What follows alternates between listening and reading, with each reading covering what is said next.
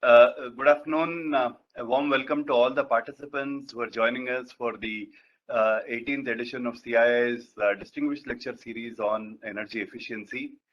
As many of you have been joining our sessions regularly, the idea of the Distinguished Lecture Series is to bring in thought leaders, people who have been very active on the energy efficiency space in the country, to talk to us about their perspectives, their thoughts, and their ideas in terms of where we are, how we are heading, and what needs to be done more in terms of accelerating the energy efficiency movement in the country.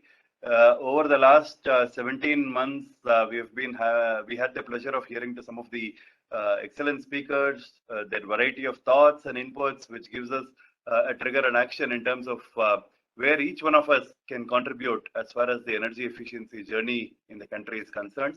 And as all of you know, these lecture series are happening on the first Monday of every month between 4 p.m. and 5 p.m. And we are very glad to have for the 18th lecture series of the Distinguished Lecture Series on Energy Efficiency for the month of October, Mr. Upendra Bhatt, who is the co-founder and Managing Director of C-Kinetics, joining us to share his views, his thoughts, and his perspectives on energy efficiency in the country. Many of you would already know Mr. Bhatt through your interactions with him, but for the sake of introduction, Mr. Bhatt is the co-founder and Managing Director of C-Kinetics. He's been a go-to-market and a techno-commercial specialist with expertise in technology evaluation and linkages. Closely associated with developing infrastructure projects in South Asia, renewable energy projects, and shaping innovative market-driven models for mainstreaming technology and service interventions in developing markets. Mr. Bhatt has also had extensive involvement with Sustainable Business Leadership Forum, active member in the Alliance for Energy Efficient Economy, several task forces, a frequent speaker in several of the events. Many of us would have heard him speak at several international events. An alumni of Thunderbird, the American Graduate School for International Management, NMIMS Mumbai, and Delhi College of Engineering. Mr. Bhatt, we are sure the participants will benefit immensely from your expertise, your thought leadership on energy efficiency. The floor is yours, sir. You could start your lecture, Mr. Bhatt. Thank you, Kiran. Good afternoon, everyone. It's a pleasure to be here today and try and share my thoughts. But firstly, thank you CII GBC for inviting me to share this. But as Kiran, you were presenting the past speakers, I was wondering whether there's anything left for me to add based on the really a very, very eclectic set of speakers that you guys have invited in the past. And also the fact that all of us are got bombarded with plethora of webinars through this past year because of COVID, and more so lately because of the COP26, where a lot of conversation is predicated on resource efficiency, and clearly the first pillar there is energy efficiency. Having said that, let me try and share a little bit based on our work on ground and also areas that I see becoming critical, because in a way, energy efficiency is an implicit dimension in most kind of initiatives that are underway. And so there's no point trying to become a renewable country if our solar PV technologies remain where they were 20 years back, because all gains lost on one hand will be squandered in the other. So that's the kind of conversation I would like to focus on, and also tie it into where I am seeing the financing conversation going on the ground level. I don't want to talk of big dollars. The numbers can be anywhere, depending on how one wants to, characterize the market. But there are clearly some learnings from the journey that the country has had over the last 2 decades, and which can form good, I would say, beachheads for developing the market in a very substantive fashion. I think even through COVID, what I have seen is there have been few energy services companies who have done extremely well. And as the industrial market started coming back, some of the hospitals, of course, never shut down. But so we are seeing some of those concepts now playing out. A few years back, people would kind of engage in a rather, I would say, patchwork manner when you were trying to set up these contracts. So with that, let me just, for those of us who do not know us, just want to give a quick overview on our work. Could we just move to the next slide, please? So we are, as Kiran mentioned, a mission-driven sustainability advisory firm. But what kind of differentiates or distinguishes our work is at two levels. One, whatever our work is, it involves a capital dimension to it, and therefore we try and make the business case real for all our clients. The second is it is typically underpinned by technology innovation, because what we believe is this transition which is underway is a mega trend, though it will take several decades for all the pieces to come together, just as we saw when the first industrial revolution hit us. Sustainability conversation will emerge, and we are already seeing that in the last decade or so, become center stage, but the form and shape will keep on evolving. And so there's a lot of work underway. So our work cuts across insights, which is purely around building a point of view and framing a blueprint, if I can use, for what can make sense going forward in the short term, medium term, long term. A lot of our work is in kind of helping implement net zero approaches for large corporates as also their supply chain partners. On the innovation side, this is something very close to me personally. I try and see what kind of ventures are emerging on the landscape, with both on business approaches side, because innovation can be both at a technology and at a business approach level, given what's happening. And then how do you link these to the capital dimension? Because at the end of the day, the proof of the pudding is in the uptake of that technology and uptake of that model. There's no point having a lot of pilots, but not having the ability to see them replicated at scale through market-enabled mechanisms. So that's really the core of what C-Kinetics does. Could we move on to the next slide? We work across 7 odd countries, though we had done projects perhaps in a much larger footprint across a variety of industries. And like I said, the continuum goes all the way from intervention identification, project development support, and capital facilitation. Just a snapshot of our work through the last financial year. You can see this over 8 gigawatt hours of electricity saved. These are all in industrial units. A lot of work on the water side as well, because there's a very strong energy water nexus, particularly, most see it in agriculture, but we see it a lot of it in the industrial side. And we have built and developed some proprietary frameworks to help enable this efficient transition. On the finance side, we were, quite pleased to partner and invest through our accelerator in one of the more leading ESCOs, Smart Joules. And the other arm that we have, which does more mainstream project financing, invested in about 4, it's not investing, but financed 4 companies through this period. This is just over the last 12, 14 months, despite the COVID slowdowns. So that's, we can come back to this based on how we see this play out in different industries. But essentially, all the work is to foster and implement market-driven solutions. And that's really what makes it exciting for us. That's what makes it challenging for us, to be candid, because when you go deeper into resource efficiency, particularly in technologies or equipment which is not core to the production, they do not necessarily get as much priority. And particularly if it is a multi-year payback. So that's the kind of rejig we try and do, is to how to make it center stage for our various partners. Could we move on to the next one, please?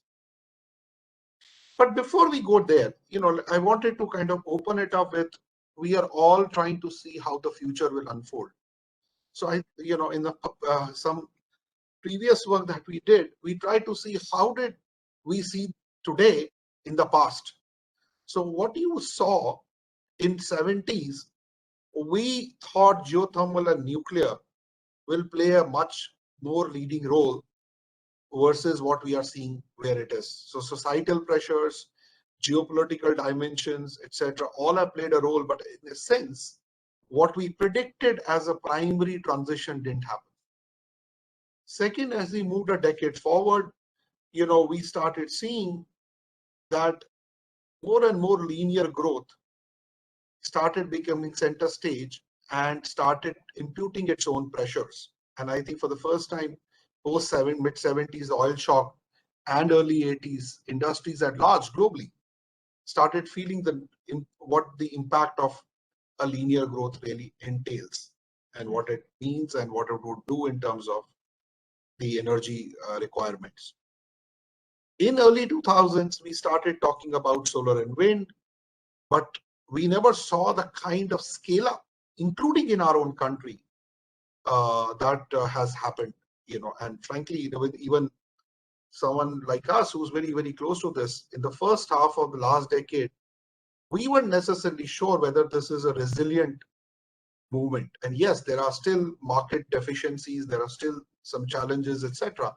But clearly, the shift has happened, and it has happened in a form and shape where there's a very large ecosystem which has fructified, and I think the maturity of that ecosystem will enable this growth to continue.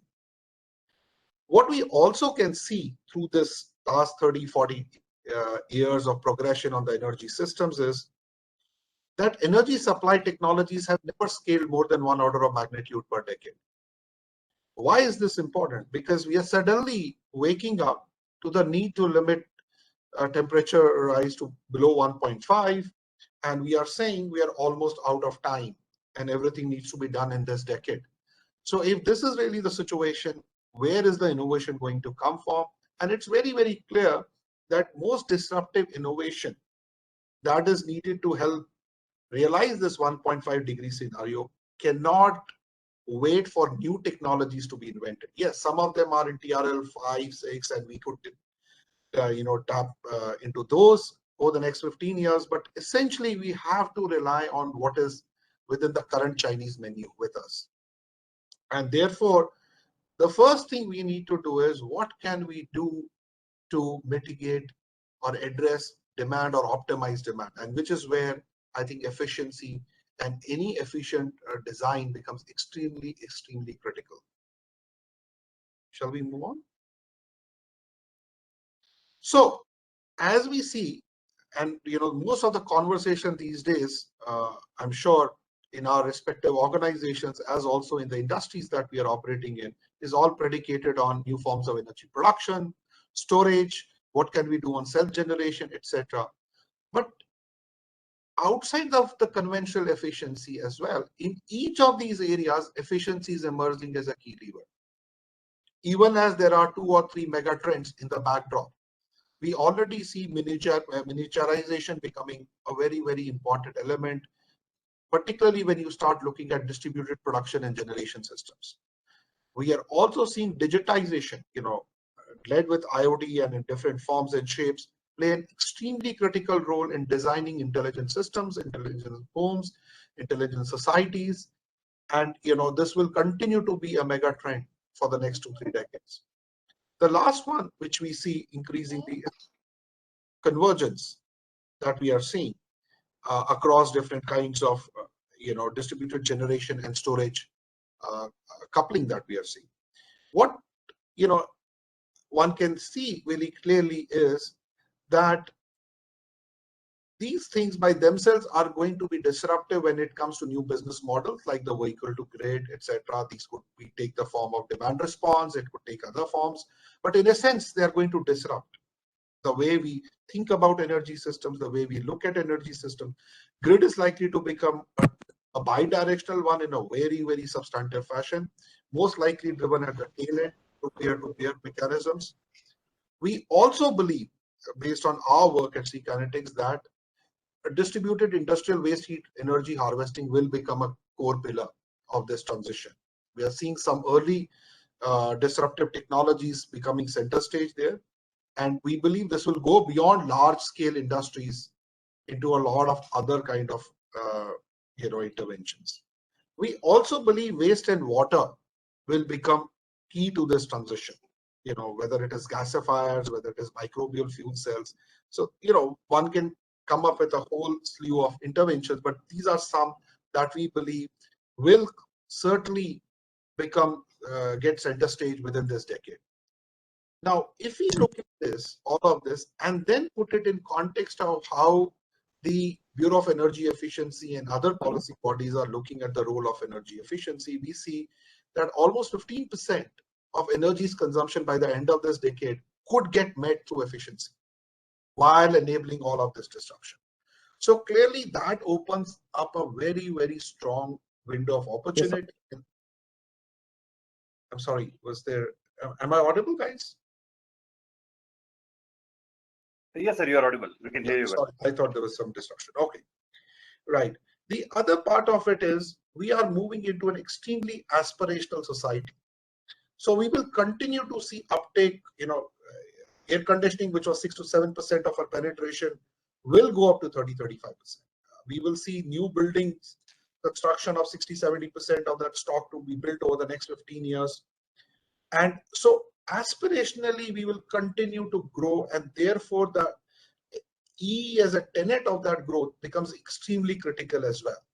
So these numbers or these statistics are likely to remain so unless we use an innovation dimension and really make E central to all these new products and services.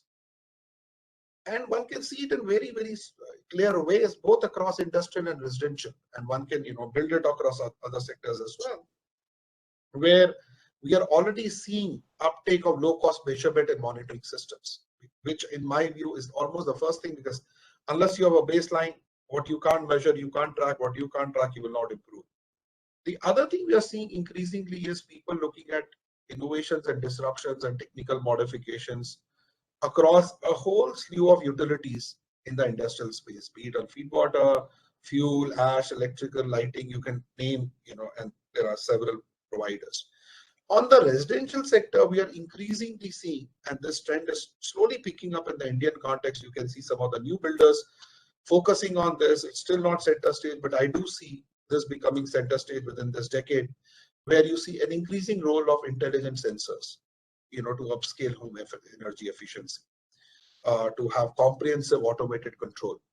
The second thing we see is a lot of innovation in refrigeration and cooling, because this is one core component which will increase to our demand and will make a difference. In the last few years, what has happened is while this energy has gone up, requirement has gone up, it has kind of got offset with the efficiency gains we have made on the appliance front. So your demand has gone up, but your energy is more or less still plateaued. But it's unlikely to remain that, just given the numbers of people that will take this up. So efficiency needs to kind of keep track of this and add to that to make this work. We are already seeing a lot of work being done on insulation side, reflective roofing. So, St. Gobain and some others are doing a phenomenal job with some of these things. And so I do see a lot of uptake of this. Could we move on to the next one, please? So clearly, megawatts matter. We call it the first fuel. But if you really look at it, I would see this as coming from 3 pillars. First one is SDG 7.3 itself talks about doubling the energy efficiency rate by the end of this decade. This is nothing but if you apply it over a period of time, it is what is also called EP100.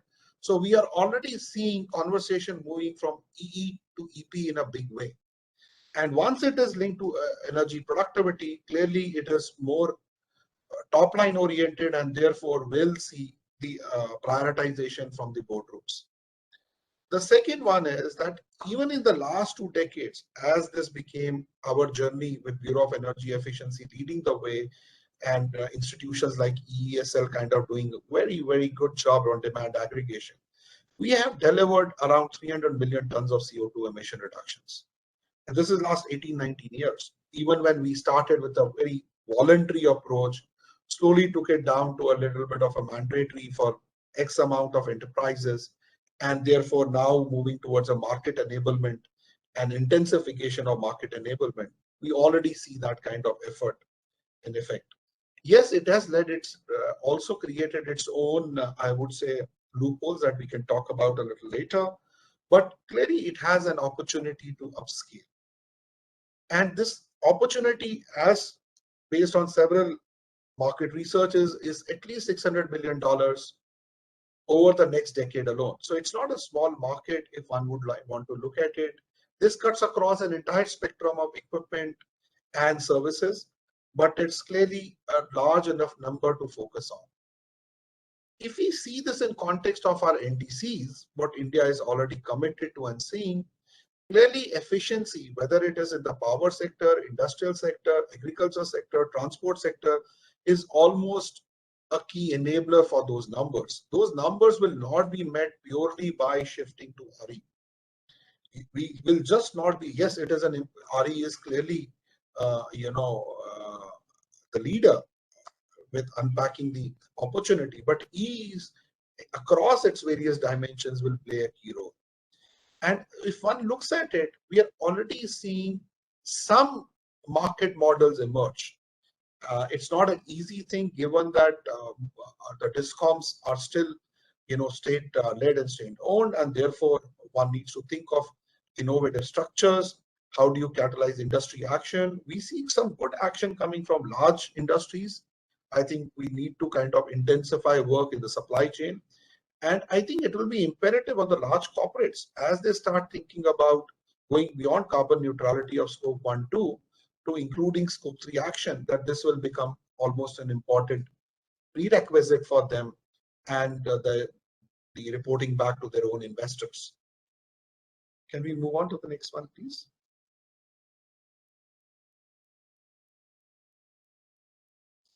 So it's clearly a low-hanging fruit. And it's been talked about. It is not something new that I can highlight to the audience here. A lot of this is well known. I've just illustrated a few here where on the paper, the business case looks pretty decent. And yet this is not fully tapped. So the question really is, what is holding us back? Clearly, I mentioned something earlier that E is implicit. And so sometimes it doesn't get counted because there's an equipment change happening and it is seen in that context and not necessarily. So it is kind of seen that it's natural progression.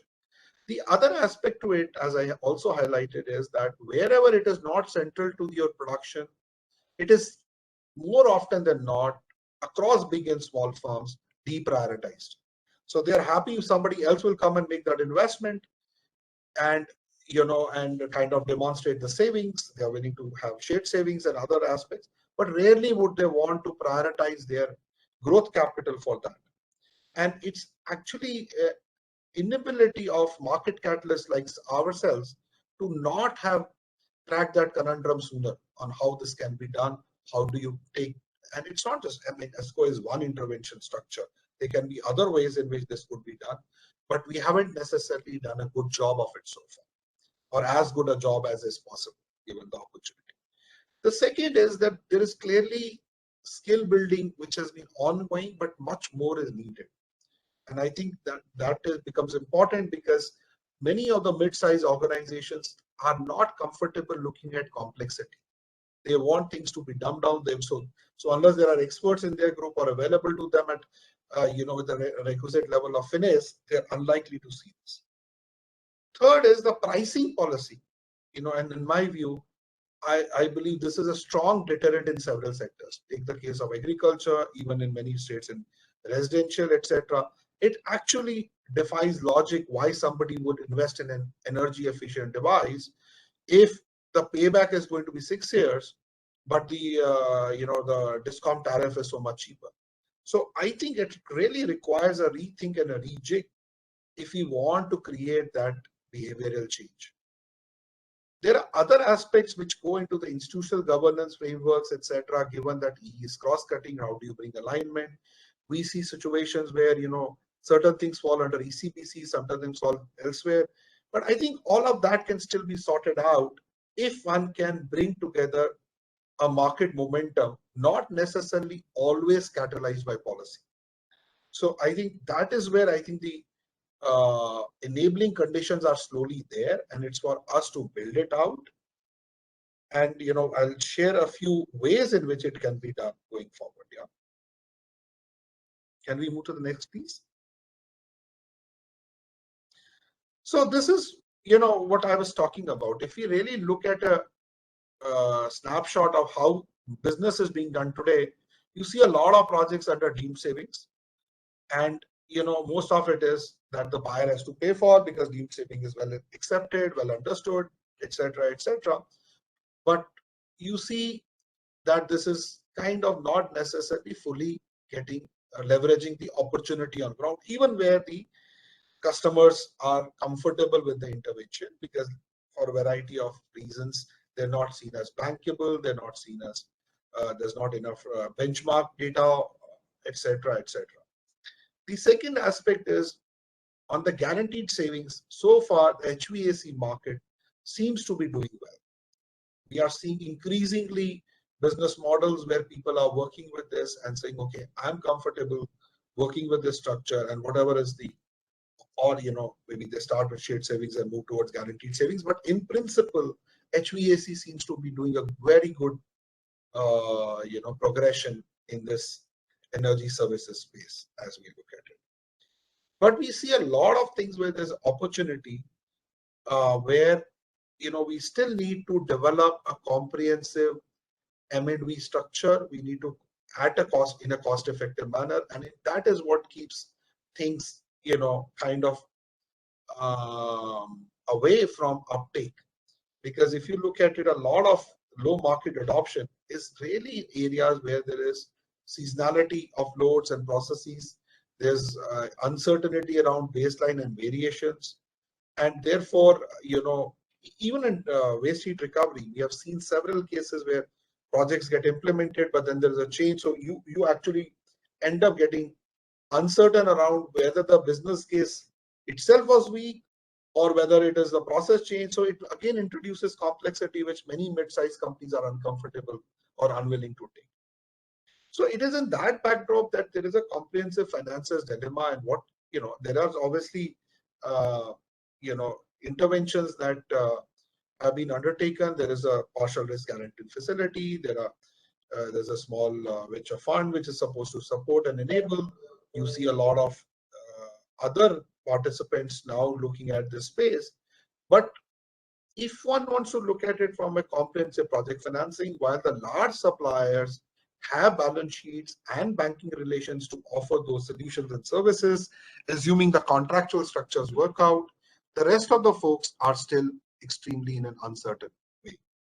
And therefore, even when a decade back, when the ESCO model was seen as an enabler, and you have close to 150 plus empaneled entities, you do not see ESCOs playing the role of ESCOs. They are more of playing the role of EPC contractors, etc., because we have not been able to enable the contracting structures to support that transition. Call it a trust deficit, call it lack of data, call it lack of track record. All of that combined really creates a high perception of risk, and therefore, even where there is a good technology solution, in absence of a good business approach, it becomes a limiting opportunity. And that is why, we have seen solar or other where things are very visible and comparatively simpler take a march on EE, because, for very small sizes, the transaction costs are perceived to be much higher, and standardization approaches haven't necessarily panned out with the form and shape that one expected. Can we move on, please? So what can we do really? And this is really my last slide on this. We can talk more.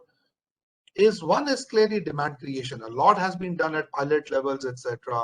And but I do believe the opportunity is ripe for both on the industrial and MSME side for a large scale demand creation approach. There are pressure points. There is, I think, global imperatives on several industries. And so this is a good opportunity for us to take this forward. Second is there is growing awareness, but uncertain outlook on the selection of the vendors and the technologies. So there are a lot of, in the last 2-3 years, I've seen a lot of self-help tools get crafted for different industries, and those are being presented, but not there's not even a comprehensive awareness around it. And the role of SDAs becomes critical in enabling that to go beyond the early adopters to make that center stage. This other thing is that how do you create solutions that are simple for people to understand and allow for transactions to get closed in a finite time? Otherwise, even with very sophisticated experienced companies, we see several months of back and forth before people come to a comprehensive solution. So that's one aspect.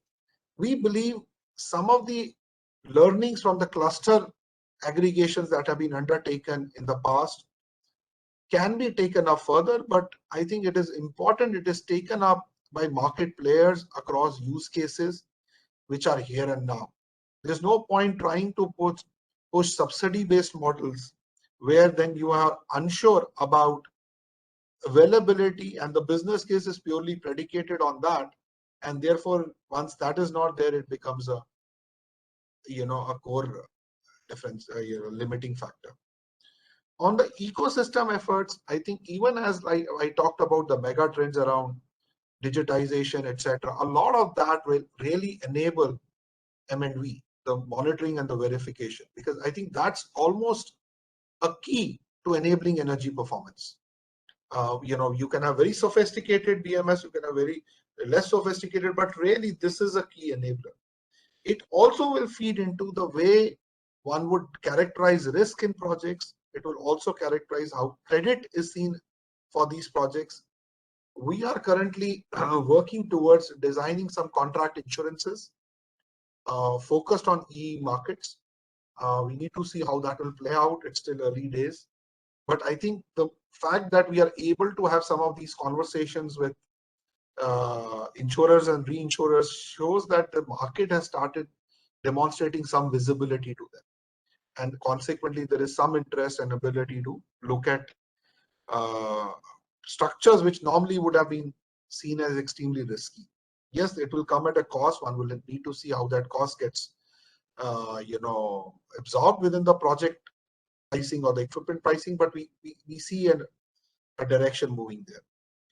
I think one of the aspects when we look at ESCO as an enabler is how do you do contract enforcement? This is a big area, and I think this is where CII and other industry bodies could play a role in how do you create structures where or create mechanics in our judicial system for a better contract enforcement. You could have standardized contracts to keep it simpler, but it is also about balancing between large industrial players and innovators who are presenting these solutions, because typically the large industrial buyers have significant leverage. So it cuts across both areas. I talked about the tariff structure changes. The last bit, as we are going through these changes and disruptive technologies are emerging on the horizon, it's quite likely we may get excited and pick up technologies. I think it is important we try and see what are the technologies which will allow us not to get locked in. Because if there are technologies on the horizon 15 years from now, let's take case of hydrogen or others, if we end up locking ourselves into infrastructure, which is going to last for 30, 35 years, getting into this and, would end up limiting our ability to undertake that innovation. And I think this is particularly critical when it comes to storage solutions, etc., since they are here and now, there's a lot of opportunity there. So how do you kind of look at that? Also true for several of the industrial equipment, which is underway. The other aspect to all of this is how do you create a positive correlation with businesses? I think there is clearly a need for adoption of new technologies, but how do you decide where do you mandate a new technology adoption versus retrofits?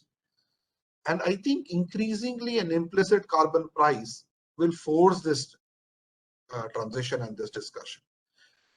Our bet is over the next 3 years, there'll be significant changes on the policy landscape, which will require companies to start not just we have a new BRSR, the business, responsibility and sustainability reporting framework, which is trying to intensify the, not just the conventional uh, uh, actions of the companies, but it is going much beyond that to look at what is your climate action, what are you planning to do, how are you looking to mitigate that. So clearly the role of this correlation of energy and business will become more and more central as you take it.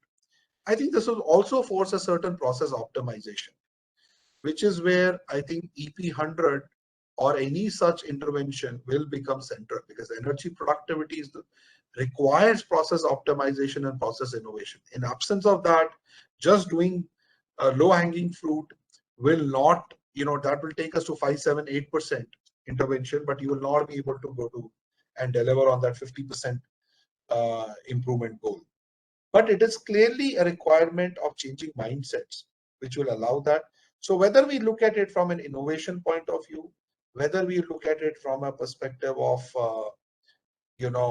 the disruption that we are facing in our businesses through new tools, or we look at it from a perspective of remaining relevant to our investors, clearly, this mindset change is going to be a key ingredient on identifying organizations which are seen as innovators. And overall, I believe the efficiency dimension will be the first pillar on which these changes will accrue. So let me stop there. I don't think there's anything beyond this, but let me stop there and see if I made it on time, as you suggested, Kiran, and see what. It's perfect, Mr. Bhatt. Thank you very much. Thank you for laying out where we are, as well as talking about what needs to be done in terms of moving forward. There have been quite a few questions that has come, Mr. Bhatt, and with your permission, I will go ahead one by one. I took the liberty of grouping a few questions so that we could go more thematically. The first question maybe I'd like to pose to you, Mr. Bhatt, is on your thought on the MSMEs. Of course, you rightly said that there is a need for creating a large-scale demand. Any thoughts on how that could be created, and any suggestions on what market models, in your opinion, could influence the MSMEs to take up energy efficiency in a big way? So that's a great question, Kiran. I think there have been several attempts. It's not that what I'm saying is something new. But what I'm seeing is that the way forward really on demand aggregation will come from specialist ESCOs looking at it. Because if you look at energy conservation measures, they fall in two buckets. There are cross-cutting ones, and you are seeing the ones which are cross-cutting. Those kind of ESCOs are able to take it forward in a more meaningful manner. Now, what we need to do is, perhaps set up portfolio preparation facilities. This has been done very efficiently. In fact, we were involved in one of them on the solar aggregation side, distributed solar. So I think it is a great opportunity where results-based financing frameworks can enable demand aggregation structures or portfolio preparation facilities in this space. It has been done very, very effectively in Southeast Asia as part of certain programs that we have been a part of. The second thing which is happening on demand aggregation, is the partnership with very large brands, very large global corporates who are looking to enhancing this, and this cuts across sectors, who are looking to do this because sooner or later they need to get their scope 3 to align. I think this is a great time for crafting that symbiotic partnership, because if tomorrow it gets mandated for us, there is no reason for them to start co-investing, because then it is a mandatory requirement for us. But if we kind of take it today as a voluntary effort and say that it's a win-win because we are willing to, move ahead of the curve, but this will benefit you directly. In sectors, we are seeing this approach work efficiently, where people are going with a voluntary view, and like I said, it's also a function of the kind of investors you want to be visible to as mid-sized companies. We are increasingly seeing ESG, environmental social governance frameworks, becoming key, even with our credit rating agencies. there is every possibility that on the back of the BRSR, there will be several announcements over the next 24 to 36 months, making such interventions compulsory. So at that point, it will become mandatory. And therefore, we may have frittered away an opportunity to create those partnerships for taking it upscale. The last way I see this, Kiran, playing out when it comes to aggregation is where large corporates create a 5 to 10-year program. The suppliers, I'm not talking of on the demand side, I'm talking of suppliers, and partner with, I would say, discoms who can gain through this, on the utility DSM side kind of models or utility ESCO models, and enable that, because that again is a win-win. While on one front it may look like why wouldn't discom care about, but given that you are required to limit your cross subsidization to a certain limit, all the historical latitude you had is getting sucked out. I think that's the way in which it can be attempted in a few clusters as well. Thank you. You touched upon two areas, Mr. Bhatt, ESCOs and DISCOMs. There have been a couple of questions on that. Maybe I'll start with the ESCO question first. You spoke about lack of data or track record or the adequate M&V measures in place, or even trust for that matter, in terms of looking at more uptake of ESCO projects. One question that came up is, one, are we not having all the right innovative models, Mr. Bhatt, in your opinion, is if ESCOs have been working elsewhere, either in the developed countries or to some extent in the Asian and Southeast Asian market as well? One, are there any innovative models missing? One question. Second, is it also because we don't have any large ESCOs in the market? I mean, EESL, of course, has been playing the role of a super ESCO, but anyone in between the ESCOs that we currently have and the EESL scale, is that also a gap that needs to be filled in? I think there are multiple reasons. I think the starting reason is that our industry itself is so innovative that we do not recognize specialists. Historically, that's been our, we try and get into it. So if you compare that to Southeast Asia, there is a fair amount of healthy respect for the specialists. And, that has allowed certain ESCO models to fructify. But having said that, that may look harsh. The reality is industrial ESCO models have always been difficult to crack. The building ESCOs and other segments really have paved the way even in other geographies. So we need to recognize that it takes a certain transition period for the models to evolve, for the structures to evolve. When I was talking of lack of data, etc., I was talking it at two levels. That it takes some investment to baseline the data in a form and shape where, you could, how do I say that, bring in appropriate sensitivity to the changes that happen in day-to-day basis. So, several industries have seasonality, other industries may have change in processes, products, etc. So how do you factor that in? Because that becomes difficult. In HVAC, as an example, that's easier sometimes to predict because you're going with seasonalities, etc. You're coming with some mechanics, etc. But in others, it's been a little bit challenging. I think with the increasing digitization, that level of micro data will allow for better algorithms, better predictive and analytics to support that. So that's the second part of it. I think the last bit of it around your question around small and big, yes, I think there is an absence of large super ESCOs, etc. And even in case of, frankly, EESL, which has done a phenomenal job in certain segments, I think their industrial engagements have still, kind of taken their own, have presented their own challenges, if I can say that, right, or their own learnings. So I think we need to recognize that certain segments, one would need to kind of customize based on the market requirements.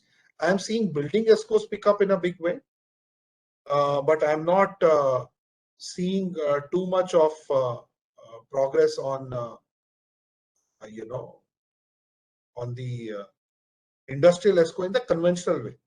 But I think in the last 3 years, we have seen for some of the ECMs, you have started seeing, but these are still very small ventures, who are, kind of putting out these projects.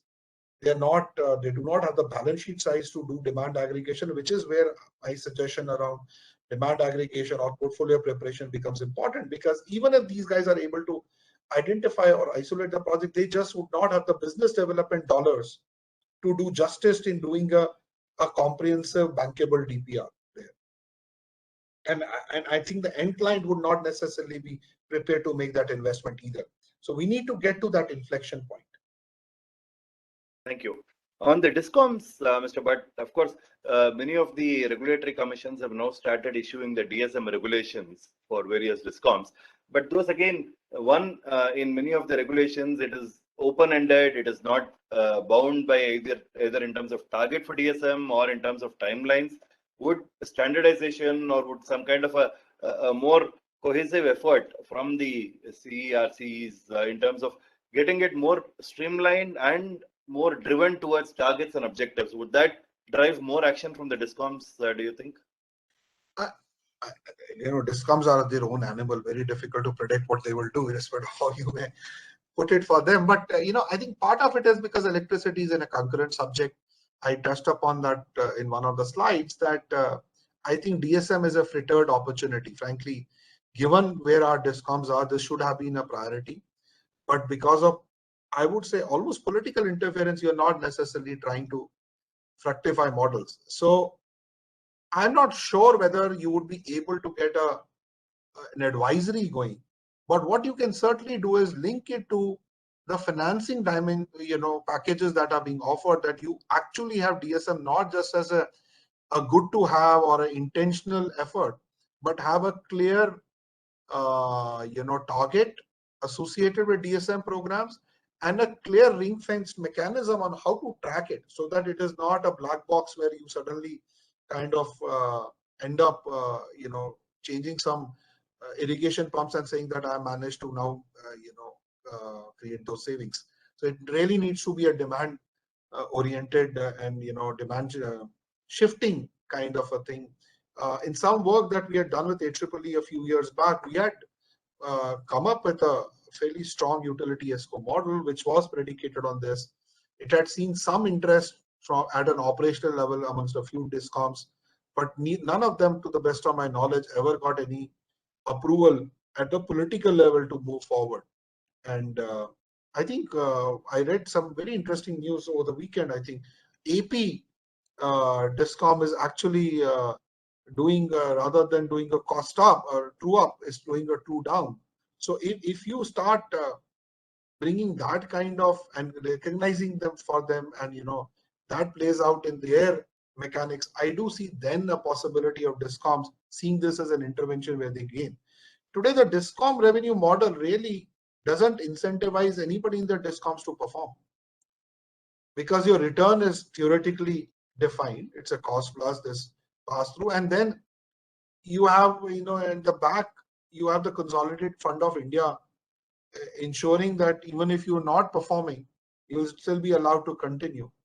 So I think the time is, at a stage where the states need to recognize the challenge with their historical behavior, because I think the center has been doing a fair amount of intensification, but the states need to reciprocate as a whole.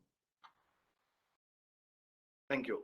Mr. Bhatt, you spoke about energy productivity and how that can open up a lot more opportunities when somebody is looking at it from a larger perspective. But how do we make it more operational? How do we make it more easily understandable, easily implementable by practitioners? I mean, is that still something at a boardroom subject? How can practitioners understand productivity and look at it from that perspective? I think, Kiran, this is where I think we need to get into beyond cross-cutting technologies into process level and process optimization and process machinery. We have seen some phenomenal results in our work in Vietnam when we applied this for 3-4 years ago. In fact, IFC has had one of its most successful energy efficiency financing interventions in that market as a result of that, where you have been able to define very specific use cases which are in the heart of the production process, and therefore, the concept is understood much easier and in an unambiguous way. The other aspect to this, in my view, the way to do it is to look at it from a perspective of, if my overarching goal of emission reduction is X, what is the mix of technology decisions I need to take to enable that, right? And I think this one is relatively easier for people to understand, but would not necessarily take you to the entire goal of 50% reduction. So that is why I'm saying, specialist ESCOs, which in India in the past haven't necessarily been there. We have had several, I would say, experienced professionals, but not necessarily having institutional mechanisms to offer that kind of. So it's been a very, very knowledge-oriented exchange, but not necessarily a project-oriented exchange. So if one can do it with the requisite data and information to back it up, I do see several technologies and opportunities now which can get funded. We have seen at least 6 or 7 specialist energy efficiency and energy oriented financiers emerge in the last 3-4 years. And under the PRSF, SIRVI is trying to craft more and more partnerships with financiers. So I clearly see an opportunity, Kiran, in taking this forward. But it requires specialist ESCOs to go deeper into the process side of things. And in our experience, at least, we have seen mid-sized companies, in addition to large-sized companies, respond to equipment priorities when it comes to process side, if you can provide that business case. Thanks, Mr. Bhatt.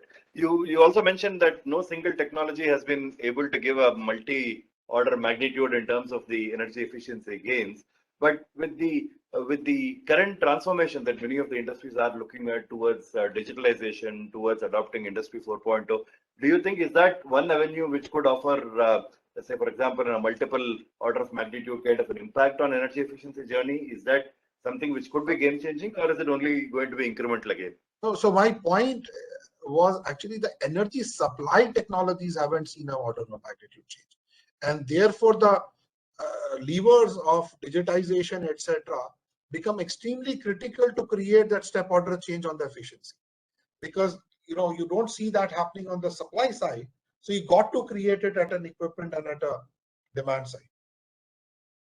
And you feel that is going to be a I think digitization would be a key game changer in the Indian, not just globally, in the Indian energy landscape in this decade. We will see many, many more ventures spring up. We will see many more innovations spring up, both from large and small companies. I mean, one has to just look at the landscape of the investments, R&D dollars that are going in several of these things by some of the large guys, and also how and not just in their in-house efforts, many of them are investing in innovators, their corporate development arms. So clearly there is not just a potential, but I would say almost a certainty that these guys, will lead to a significant order change. Thank you. And the next question rightly is on innovations, Mr. Bhatt. I mean, you spoke about innovations. Now the question that comes is, how do we accelerate? I mean, is there a programmatic approach that is required towards looking at innovations in energy efficiency? And that too, in a country as large as ours, there are small projects happening with significant impact and success in very, very small. I mean, when in small orders at various parts of the country, how do we bring them mainstream? How do we create a platform where the right innovations are projected to all the audience and those who could benefit out of it? Is there any thoughts that you would like to share on how do we mainstream innovations? How do we encourage more innovations on energy efficiency, and how do we mainstream those which are already existing at certain technology readiness levels? See, well, one can answer it at 2 levels. One, philosophically, you could have a very large challenge thing. You have the global cooling price, which has led to an order of magnitude thing. You could come up with those challenges. DARPA-E, which was a large program in US, followed that, identified 30-40 technologies under that. I think so one could define under the NMEEE and say that, okay, under the national mission, these are the 8 key challenge areas for which I want to, for A, I want to reduce by 60%, B, I want to reduce, and just do that. I mean, you already are seeing things like solar decathlon, etc., looking at building envelope in a different way, etc. We will struggle when it comes to net zero, because we have been verticalized so much and our growth will continue to be. So we have to be innovative in the way we look at miniaturization and digitization and convergence as a basis of it. So I think the way to innovate would be, one, intensify we already have this network of Atal incubation centers, etc. Intensify that process, but give it an overarching umbrella, at least in my view, through these challenge grants, where you have a clearly defined national, kind of an objective across 6 or 7 chosen things, and get the AIC and the other incubation ecosystem to start prioritizing it. I think some of our engineering schools are doing a phenomenal job of inculcating an outlook for innovation. I think the younger generation today is so excited about startups, which wasn't the case 2 decades back. So we should tap into that energy and tap into that enthusiasm. So that's one. I think the other way of looking at this, is in terms of, because E is implicit, you got to link it to specific business cases, which is why I'm saying, even in the previous, point I made, I said it needs to be linked to some overarching goals for very specific end users. So I think the way to mainstream this would be, Kiran, that you have specialist companies who have kind of crafted this holistically and do it. I mean, and you need to find a right. If you look at Atomberg as a company, it's an interesting journey. They came up with a motor and they applied it to fans, which has been a product which has been there forever. Nobody was seeing it as a sexy or a product which required a significant innovation. The market was doing okay. So I think it's really about linking those efficiencies, because efficiency by itself, in absence of a cohesive business case and the channel to get that to market, will not really be an effective tool. You'll continue to then have multiple pilots, but not necessarily see a fructification of that. Thank you. One last question, Mr. Bhatt, and that is on policy. The Energy Conservation Act this year completes 20 years of its existence. What would you, of course, the impact has been substantial. There have been several transformative steps that this policy has brought in, be it in terms of standards and labeling or the BE itself or the PAD program, a lot of achievements with the EC Act. What do you think should be driven more from the policy perspective over the next 10 to 20 years? What, in your opinion, should be driven more towards, more as a policy rather than individual actors playing on it? So what are the policy changes you would like to see? Policy, I would say there are 3 pillars of work that we should focus on. One is, how do we make it state specific and state oriented? I think that needs to, because otherwise BEE, despite their best efforts, tries to harmonize, but that doesn't necessarily work because every state is managed differently. And so I think, and the needs are different. So I think one is state specificity. Second, I would say is, how do you bring energy productivity? And because in a way, when we first came at energy conservation, you said 20 years, it predates that, since mid 70s, we've been talking of when the NPC started the first cohorts of energy managers in the country. I think we have moved to a point where all of this is now integrated into the decarbonization discussion. These are all different contributors to that, right? So I think you need to kind of bring it all encompassing around the energy productivity conversation and make that the central piece of the intervention, and broad base your standards, labeling, etc., to in alignment of that. Correct? And I think we need to move away from the least common denominator approach there to say that we want, over a 25-year period or a 30-year period, by 2050, we are a deep decarbonization country, which means you need to have near net zero in different forms. So how do you inculcate a near net zero across your building stock that is getting built, across the uptake and the willingness to pay for it, across the near net zero in manufacturing? In many ways, There may not be solutions which are readily available today, but in many other areas, the solutions are available today. It's about packaging them appropriately, getting the enablers going. So I would say the role of the energy policy for the country should really be around these three pillars. How do you get energy productivity? Because that to me is key in ensuring you have a just transition happening. Because otherwise, what will happen is there'll be a skew with urbanization of all people like you and I monopolizing that, whereas there'll be other people who have been left behind. So if we kind of get that as a parameter for performance, that I think at least provides some normalization effect. So those will be the three buckets, Kiran, I would say policy to evolve. Thanks, Mr. Bhatt. Thank you. Thank you very much for your session today. Thanks for your address. Thanks for patiently responding with your thoughts to the variety of questions that have come. We are just about time, and maybe I'll leave the floor to you for any closing thoughts. And with that, we'll close the session today, Mr. Bhatt. Over to you. No, I hope it added some food for thought to all the colleagues who joined in. And what I would like to see is that CII, GBC, and CII in particular takes the lead, along with institutions like AEEE, in really, formulating the blueprint and the architecture for the next decade of energy interventions.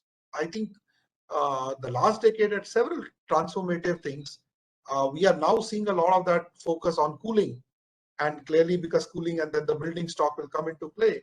But I think it is important that as we are doing this transition, we also integrate this into the industrial side, because ultimately it is the role of industrial side in our GDP, which will differentiate between us moving into a very balanced society going forward. Because ultimately, if you move from 14-15% on the manufacturing to 24-25%, it will automatically open up opportunities. Otherwise, if we end up becoming more and more services oriented, we are less likely to see that. So that is where, and with all the PLI oriented interventions that are underway, I would say this is the most opportune time to do that collectively. But thank you for the opportunity, Kiran. And it's been our pleasure, Mr. Bhatt. Thank you for joining us. Thank you for your address. Thank you very much. And to all the participants, with this, we close this session. The video of this session will be uploaded. Please feel free to share with all your colleagues and stakeholders whom you thought would benefit from this lecture. Thank you very much, Mr. Bhatt. Again, thank you for joining us and for your lecture. Thank you for having me. Thank you.